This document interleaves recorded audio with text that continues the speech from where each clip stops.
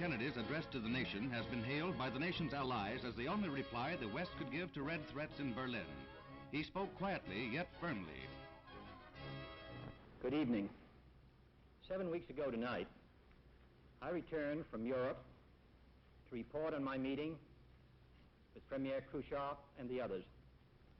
His grim warnings about the future of the world, his aide memoir on Berlin, the subsequent speeches and threats which he and his agents have launched, and the increase in the Soviet military budget that he has announced, have all prompted a series of decisions by the administration and a series of consultations with the members of the NATO organization.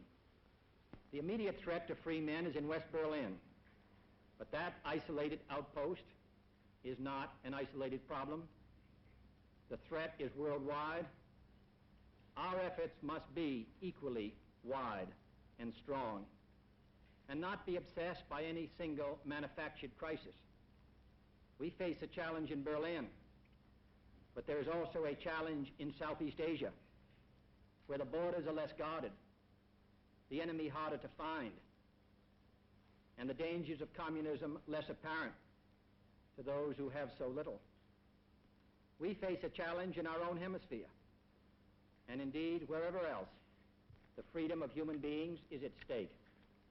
The world is not deceived by the communist attempt to label Berlin as a hotbed of war. There is peace in Berlin today. The source of world trouble and tension is Moscow, not Berlin. And if war begins, it will have begun in Moscow and not Berlin. For the choice of peace or war is largely theirs, not ours.